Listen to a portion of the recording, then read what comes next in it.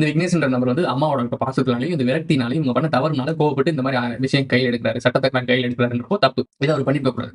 கரெக்ட்டா கம்ப்ளைண்ட் பண்ணியிருக்கணும். இந்த மாரி டாக்டர் கம்ப்ளைண்ட் பண்ணா அது நடக்குமா அப்படின்றது அப்புறம். பட் முறையா செய்ய வேண்டியது அது கம்ப்ளைண்ட் பண்ணியிருக்கணும். இந்த டாக்டர் இந்த மாரி சரியா சிகிச்சை பண்ணல. அதனால தான் இந்த மாரி ப்ராப்ளம் நடந்துச்சு அப்படின்றது எங்க சொல்லணுமோ அங்க சொல்லியிருந்திருக்கணும். அதுக்கப்புறம் அது என்ன ஆக்ஷன் எடுக்குறாங்க அப்படின்றது பேசிக்ஸ பார்த்திருக்கணும்.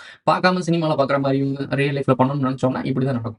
உங்க அம்மாவ பார்த்துக்கிட்டு நீங்க தான் இருக்கீங்கன்னு சொல்றீங்க. அப்போ இந்த மாரி ஒரு முடிவு எடுத்தீங்க அப்படின்னா என்ன ஆகுது? நாளைக்கு உங்க அம்மா, அப்பா உங்க அம்மா சொல்றாங்க அந்த பேட்டியில, இதுக்கப்புறம் என் மகன் வரல அப்படின்னா நான் இங்கேயே ஹாஸ்பிட்டல்லே செத்துருவேன்றாங்க. அம்மாவ காப்பாத்தணுன்றதுக்காக தான் இவ்வளவு கோவப்பட்டீங்க.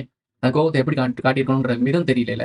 இதுக்கு தான் அவேர்னஸ் அப்படின்னு சொல்றது. ஒரு கோவம் இருக்கும் எல்லாருக்குமே. எல்லாருக்குமே கோவம் இருக்கும். அந்த கோவத்த எப்போ எப்படி காட்டணும்ன்ற விதம் இருக்கு.